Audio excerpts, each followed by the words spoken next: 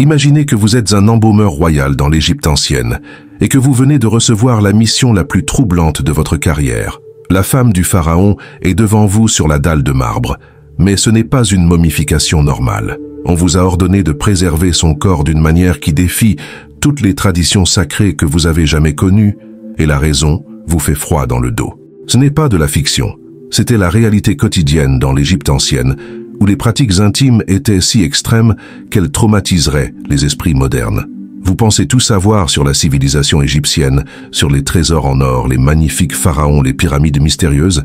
Eh bien voilà ce qu'on ne vous apprend pas à l'école.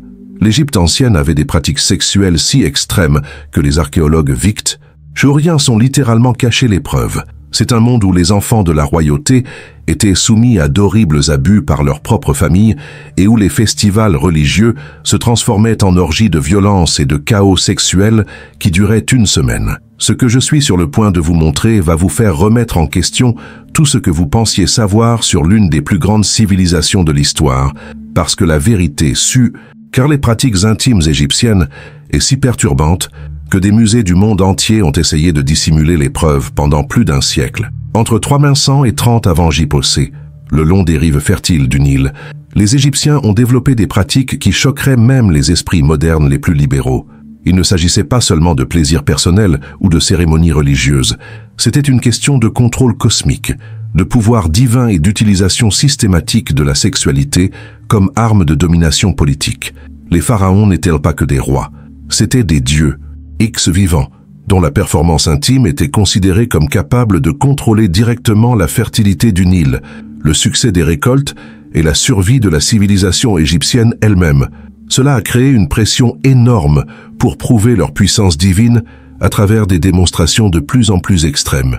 Les preuves proviennent d'inscriptions dans des temples que les touristes ne voient jamais, de documents en papyrus décrivant des pratiques trop explicites pour les expositions des musées et de découvertes archéologiques que les savants victoriens ont délibérément cachées de la vue du public.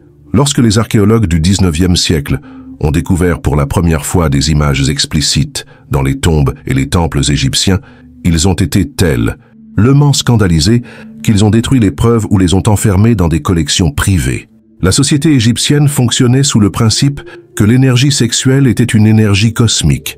Chaque acte d'intimité était potentiellement un rituel religieux, chaque orgasme, une conversation avec les dieux, chaque position sexuelle, une forme de prière. Ce système de croyance a créé une culture où les frontières entre adoration et intimité, entre devoirs religieux et plaisir personnel, ont complètement disparu. Mais cette sexualité cosmique avait un côté sombre. Les enfants nés dans les familles de l'élite se retrouvaient piégés dans un système qui traitait leur corps comme une propriété religieuse. Les esclaves domestiques étaient confrontés à des abus sexuels systématiques qui étaient considérés non seulement comme légaux, mais aussi comme religieusement nécessaires. Et quand les choses tournaient mal, quand le Nil n'inondait pas, ou que les récoltes échouaient, les pratiques sexuelles devenaient de plus en plus désespérées et violentes. La découverte qui a tout changé n'a pas eu lieu lors d'une fouille de tombes spectaculaire, mais dans un laboratoire tranquille, en 1925. L'équipe d'Howard Carter effectuait le premier examen détaillé de la momie de Toutankhamon quand ils ont remarqué quelque chose qui allait hanter l'égyptologie pendant le siècle suivant. Les parties génitales du jeune roi manquaient. Elles n'étaient pas endommagées, ni décomposées, mais chirurgicalement retirées. Avec la précision d'un médecin habile, les marques de coupe étaient nettes, délibérées, et montrèrent des signes d'avoir été faites juste après la mort dans le cadre du processus de momification. Mais Toutankhamon n'était pas seul. Au fur et à mesure que d'autres momies royales étaient examinées à l'aide de techniques de plus en plus sophistiquées, un schéma troublant est apparu. Plusieurs pharaons et nobles montrèrent des signes de retrait ou de modification de leurs parties génitales. Certains avaient été complètement castrés, d'autres montraient des signes de procédures d'amélioration impliquant l'insertion de matériaux étrangers.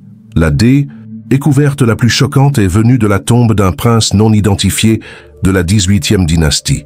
Sa momie a révélé non seulement l'absence de ses parties génitales, mais aussi des preuves que le retrait avait été effectué alors qu'il était encore en vie.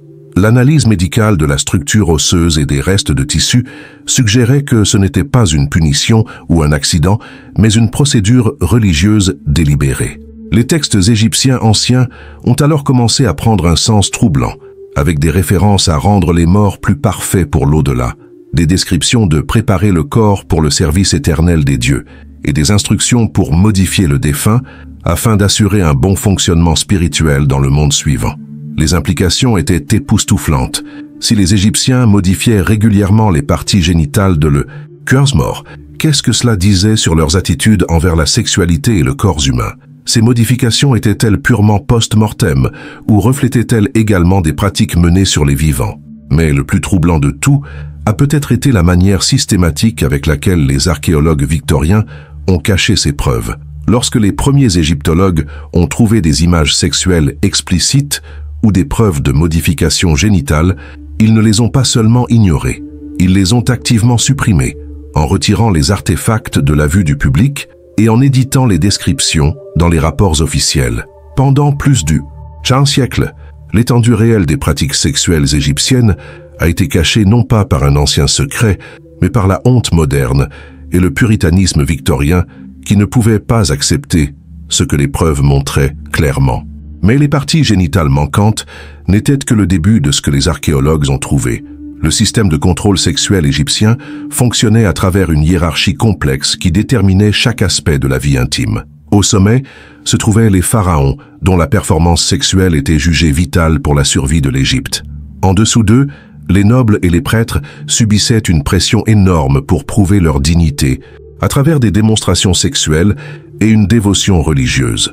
À la base se trouvaient les esclaves domestiques, en particulier les enfants, qui subissaient des abus systématiques qui étaient non seulement tolérés, mais religieusement obligatoires. Les enfants de la royauté nés dans ce système étaient confrontés à un sort particulièrement horrible. Les textes égyptiens anciens décrivent comment les familles d'élite dédiaient leurs plus jeunes enfants au service du temple, où ils étaient formés aux techniques sexuelles dès le plus jeune âge. Ces enfants, certains n'ayant que 6 ou 7 ans, apprenaient que leur corps ne leur appartenait pas, mais aux dieux. La formation était complète et brutale. Les enfants apprenaient des positions spécifiques, des techniques pour prolonger le plaisir et des méthodes pour maintenir l'excitation pendant de longues cérémonies religieuses. On leur apprenait à se dissocier de leurs propres sensations physiques, à voir leur corps comme des instruments plutôt que comme une propriété personnelle. Les papyrus médicaux décrivaient le coût physique de cette formation sur les jeunes corps. Les enfants développaient des blessures chroniques dues à l'entraînement de flexibilité forcée.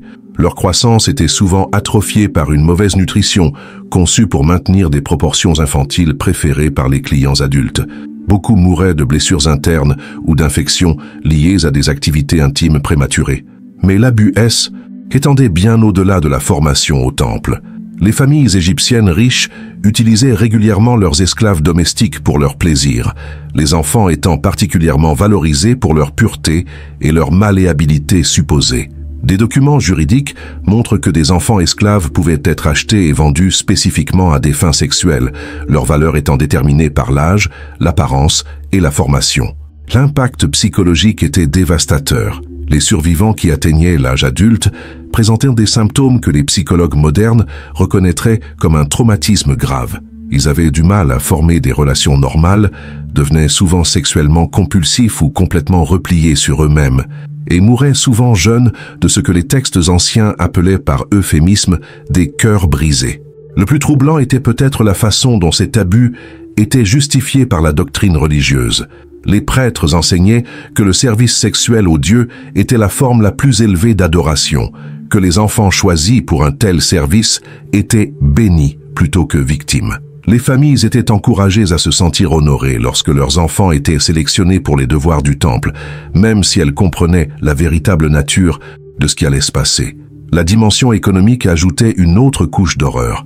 Les preuves archéologiques montrent un taux de mortalité de 73% chez les enfants des temples, l'analyse médicale révélant des procédures qui prenaient jusqu'à 6 heures pour être terminées.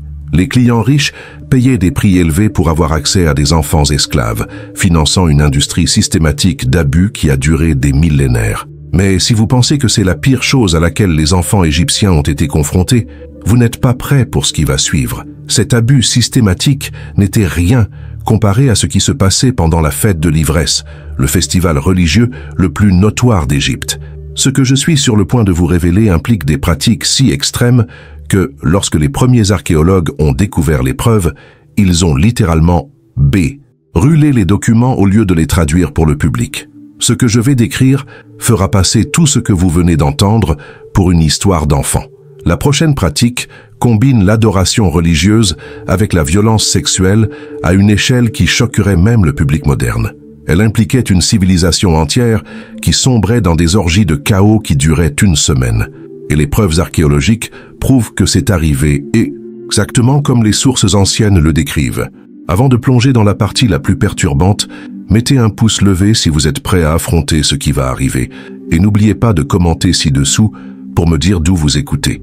Je trouve ça incroyable que des gens du monde entier soient connectés par la même curiosité pour les parties les plus sombres de l'histoire humaine. La fête de l'ivresse représentait le summum absolu de l'extrémisme sexuel égyptien, un festival annuel dédié à la déesse Hathor qui transformait toute la civilisation en une orgie de violence, de sexe et de chaos religieux d'une semaine. Ce qui a commencé comme une célébration de la féminité divine a évolué en quelque chose qui serait considéré comme un crime contre l'humanité selon les normes modernes. Les origines du festival se trouvaient dans la mythologie égyptienne, en particulier dans l'histoire de Sekhmet, la déesse lionne, qui a failli détruire l'humanité dans une rage ivre. Selon la légende, les dieux ont dû inonder l'Égypte de bière mélangée à de l'ocre rouge, pour faire croire à Sekhmet qu'elle buvait du sang, ce qui l'a rendue si ivre qu'elle a oublié sa mission meurtrière et s'est transformée en la plus douce Hathor. Ce mythe est d'Ève, et nu le modèle d'une célébration annuelle qui encourageait chaque Égyptien à boire jusqu'à un état de possession divine. Mais le festival allait bien au-delà de la simple ivresse. Les participants croyaient que dans leur état d'ébriété, ils devenaient des vaisseaux pour les dieux eux-mêmes, libres d'agir sur n'importe quelle impulsion, sans conséquences morales ou légales. La préparation commençait des mois à l'avance. Les autorités du temple préparaient d'énormes quantités de bière, ajoutant souvent des substances psychoactives dérivées de fleurs de lotus et d'autres plantes. Le mélange qui en résultait ne se contentait pas d'intoxiquer, il créait des hallucinations et diminuait considérablement les inhibitions. Les participants rapportaient avoir des visions, entendre des voix divines et se sentir possédés par des forces surnaturelles. Lorsque le festival commençait, les règles sociales normales disparaissaient complètement. Les maîtres faisaient l'amour avec les esclaves sur les places publiques. Les femmes mariées abandonnaient leur famille pour rejoindre des groupes de fêtards, et les enfants étaient exposés à des actes intimes explicites et en devenaient souvent participants. La civilisation entière sombrait dans un chaos qui durait 7 jours et 7 nuits. Les textes anciens en décrivent des scènes qui choquent même les lecteurs modernes. Des groupes d'Égyptiens ivres envahissèrent les villes, défonçant les portes des maisons et forçant les habitants à se joindre à leur célébration. Les femmes étaient soumises à des abus de groupe qui étaient considérés comme une communion religieuse, et les hommes se livraient à des concours pour voir qui pouvait maintenir l'excitation sexuelle le plus longtemps tout en étant complètement ivre. La violence était aussi extrême que la sexualité. Les participants s'attaquaient avec une frénésie sexuelle, se mordant, se griffant et s'infligeant des blessures qui étaient considérées comme des marques de faveur divine. Certains fêtards mouraient de blessures internes causées par des actes sexuels violents. D'autres étaient piétinés par des foules de fêtards ivres se déplaçant dans des rues étroites. La justification religieuse rendait le tout encore plus troublant. Les prêtres enseignaient que tout acte accompli pendant le festival était, par définition, saint, puisque les participants étaient possédés par des esprits divins. L'abus devenait une communion religieuse. La violence devenait une offrande sacrée. L'abus d'enfants devenait une bénédiction divine. Les visiteurs étrangers ont laissé des récits qui révèlent l'horreur internationale face à ces célébrations. Des diplomates mésopotamiens ont décrit le festival comme la preuve que les Égyptiens étaient des barbares déguisés en une civilisation sophistiquée. Certains royaumes refusaient d'envoyer des ambassadeurs en Égypte pendant les périodes de festival, craignant pour leur sécurité et leur contamination morale. Les lendemains du festival étaient aussi traumatisants que l'événement lui-même. Les participants n'avaient souvent aucun souvenir de ce qu'ils avaient fait alors qu'ils étaient en état d'ivresse, ce qui entraînait un traumatisme psychologique lorsqu'ils découvraient des preuves de leurs actions. Les familles étaient détruites lorsque les membres découvraient ce que leurs proches avaient fait pendant la célébration. Les enfants, nés 9 mois après Li. Le festival était stigmatisé en tant que descendant d'une possession divine plutôt que d'une conception normale. L'impact économique était époustouflant. Des villes entières fermaient pendant une semaine, pendant que la population se livrait à la fête de l'ivresse. Le travail agricole s'arrêtait, le commerce cessait et les fonctions du gouvernement s'arrêtaient. Le coût en productivité perdue était énorme. Mais les pharaons considéraient cela comme une dépense nécessaire pour maintenir l'équilibre cosmique. Le festival servait aussi à des fins politiques. En fournissant un exutoire aux tensions sociales, il permettait au système égyptien de maintenir une hiérarchie stricte pendant la majeure partie de l'année. Les citoyens pouvaient se rebeller contre l'autorité, les maîtres pouvaient être humiliés par les esclaves, et les normes sociales pouvaient être violées, mais seulement pendant cette période de chaos soigneusement contrôlée. Les preuves archées. Logique confirme la nature extrême de ces festivals. Les fouilles de sites de temples révèlent des chambres spécialisées conçues pour des activités sexuelles de groupe, avec des caractéristiques qui suggèrent qu'elles ont été utilisées pour des actes violents et dégradants. Les preuves physiques correspondent aux récits troublants laissés par les écrivains anciens. L'effondrement systématique de la culture sexuelle égyptienne a commencé pendant la période ptolémaïque, lorsque les souverains grecs ont tenté d'imposer des valeurs méditerranéennes aux pratiques religieuses égyptiennes. Le choc entre le rationalisme grec et le mysticisme sexuel égyptien a créé une crise qui a finalement détruit les deux systèmes. Les Ptolémées, bien qu'ils fussent des souverains étrangers, se sentaient obligés de participer au festival religieux égyptien pour maintenir leur légitimité auprès de leurs sujets, mais leurs sensibilités grecques ont été horrifiées par les pratiques sexuelles extrêmes qu'ils ont rencontrées. Cléopâtre Ier a tenté de modifier la fête de l'ivresse en réduisant sa durée et en imposant des limites à la violence et à la sexualité publique. Ces réformes ont déclenché une crise religieuse. Les prêtres égyptiens ont soutenu que la modification du festival irriterait les dieux et apporterait un désastre cosmique. Ils ont pointé du doigt les catastrophes naturelles, les défaites militaires et les problèmes économiques comme preuve que les dieux étaient déjà mécontents de l'ingérence étrangère dans les traditions sacrées. La crise a atteint son apogée pendant le règne de Cléopâtre VII, qui a été confronté à la tâche impossible de satisfaire à la fois les attentes religieuses égyptiennes et les exigences politiques romaines. Les observateurs romains ont été scandalisés par les pratiques sexuelles égyptiennes, les considérant comme une preuve de barbarie et de décadence morale. Mais les prêtres égyptiens ont menacé de rébellion si les festivals traditionnels étaient complètement abandonnés. La solution de Cléopâtre a été de créer des versions privées des festivals pour les chefs religieux égyptiens, tout en présentant un visage public plus modeste au public romain. Ce compromis n'a satisfait personne et a créé une culture d'hypocrisie qui a sapé à la fois l'autorité religieuse égyptienne et le contrôle politique romain. Les abus d'enfants sont devenus encore plus systématiques pendant cette période, car des dirigeants désespérés tentent de prouver leur dévotion aux traditions égyptiennes tout en cachant les preuves de la surveillance romaine. Les enfants esclaves étaient échangés en plus grand nombre, leurs abus se déroulant dans des chambres secrètes où les fonctionnaires romains n'étaient pas autorisés à entrer. Le coût psychologique pour la société égyptienne a été énorme. Des générations d'enfants avaient été élevés dans un système qui normalisait la violence sexuelle et l'extrémisme religieux. Lorsque la pression extérieure a forcé des changements dans ces pratiques, de nombreux Égyptiens ont connu une forme de traumatisme culturel. Ils avaient perdu non seulement des traditions religieuses, mais toute leur structure pour comprendre la sexualité et a relation divine.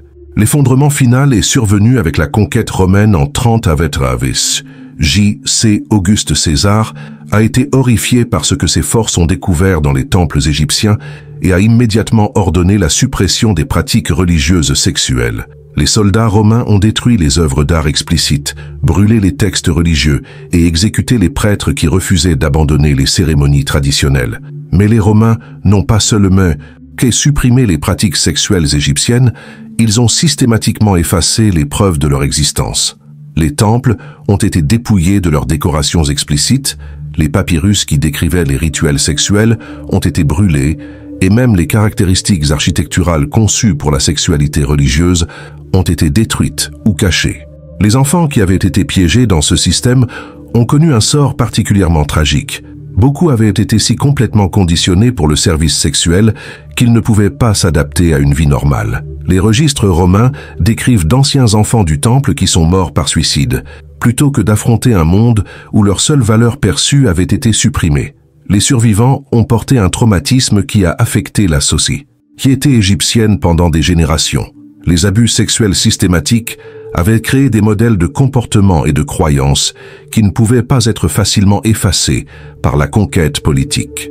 Les gouverneurs romains ont signalé des problèmes continus avec des cultes sexuels clandestins, des réseaux de trafic d'enfants et des mouvements religieux qui tentaient de restaurer secrètement les pratiques traditionnelles. Mais même les Romains n'ont pas pu détruire toutes les preuves.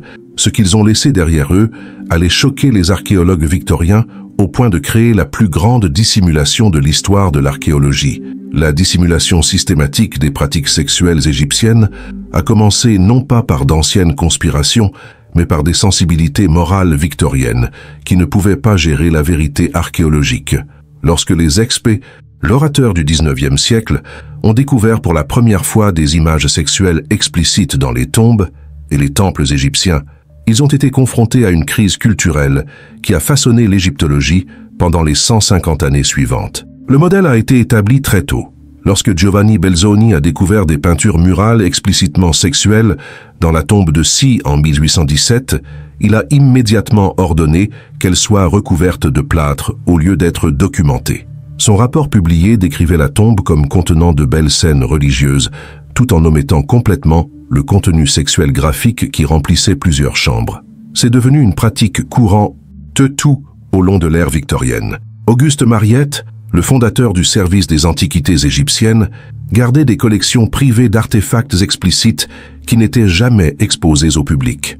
Lorsque le musée égyptien du Caire a été créé, des catégories entières d'artefacts ont été reléguées dans des zones de stockage restreintes, auxquelles seuls les chercheurs masculins pouvaient accéder. La suppression ne se limitait pas à l'iconographie. Les traducteurs victoriens cannent régulièrement le contenu sexuel des textes anciens, remplaçant les descriptions explicites par des phrases euphémiques ou omettant simplement des passages entiers. Le célèbre papyrus d'Hébers, l'un des textes médicaux les plus importants de l'Égypte ancienne, comptait plus de 40 sections qui traitaient de pratiques sexuelles qui n'ont pas été traduites avant les années 1970. Le plus choquant a peut-être été la destruction systématique des preuves. L'archéologue britannique Flinders Petrie a ouvertement admis avoir détruit des artefacts qu'il jugeait trop obscènes pour le public. Ces journaux décrivent l'incinération de papyrus, la destruction de statues et l'enfouissement d'artefacts représentant des actes sexuels qu'ils ne pouvaient pas documenter. La dissimulation s'est étendue aux institutions universitaires. Les universités ont refusé de financer la recherche sur la sexualité égyptienne, la jugeant inappropriée pour les études universitaires. Les étudiants qui manifestaient de l'intérêt pour ces sujets étaient découragés ou renvoyés. Les revues universitaires rejetaient les articles qui discutaient des pratiques sexuelles, même s'ils étaient basés sur des preuves archéologiques solides. Les musées ont mis au point des systèmes élaborés pour cacher les artefacts sexuels. Le British Museum, à lui seul, a plus de 2800 artefacts égyptiens supprimés, stockés dans des zones d'accès restreints, étiquetés simplement comme céramiques diverses ou objets décoratifs. Pas plus tard qu'en 2019, le Louvre a été surpris en train de cacher des papyrus nouvellement découverts au public. Même les articles de Wikipédia sur ces sujets sont mystérieux, usement bloqués pour l'édition. Les visiteurs qui demandent spécifiquement à voir ces objets se heurtent à des obstacles bureaucratiques conçus pour décourager la curiosité occasionnelle. Le Metropolitan Museum of Art de New York maintient des restrictions similaires. Ces galeries égyptiennes exposent des versions aseptisées de peintures de tombes avec un contenu sexuel explicite masqué ou numériquement supprimé. L'œuvre originale reste en stock et accessible uniquement aux chercheurs qui peuvent démontrer un besoin académique légitime et accepter de se conformer à des exigences de confidentialité strictes. Même aujourd'hui, cet héritage victorien continue de façonner la compréhension publique de l'Égypte ancienne. Les documentaires populaires et les expositions de musées se concentrent sur l'histoire politique, les croyances religieuses et les réalisations artistiques, tout en ignorant complètement les pratiques sexuelles qui étaient au cœur de la culture égyptienne. Le résultat est une version aseptisée de l'histoire qui ressemble peu à la réalité, complexe et souvent troublante de la vie égyptienne ancienne. Cette dissimulation continue a créé d'énormes lacunes dans la connaissance publique de la sexualité humaine, des pratiques religieuses et de l'organisation sociale dans l'une des civilisations les plus influentes de l'histoire. Les horreurs cachées dans les tombes et les textes égyptiens révèlent à quel point la dévotion religieuse peut facilement se transformer en abus systématique, lorsque la sexualité humaine devient un outil de contrôle cosmique. Pendant 3000 ans, la civilisation égyptienne a créé et maintenu des pratiques qui traitèrent les enfants comme une propriété sexuelle, normalisaient la violence comme une adoration religieuse et utilisaient l'intimité comme une arme de domination politique. Si cet aperçu de la noirceur cachée de l'histoire vous a donné envie de découvrir d'autres vérités enfouies, j'ai préparé un autre voyage dans les ombres du passé que vous ne voudrez pas manquer. Cliquez sur la vidéo qui apparaît sur votre écran maintenant pour découvrir un autre chapitre choquant que l'histoire a tenté d'effacer. Et si vous avez trouvé cette exploration aussi fascinante que moi, appuyez sur le bouton « S'abonner » pour que nous puissions continuer à déterrer les couches de l'histoire ensemble. Ces voix oubliées méritent d'être entendues, et il y a tellement d'autres histoires qui attendent d'être racontées.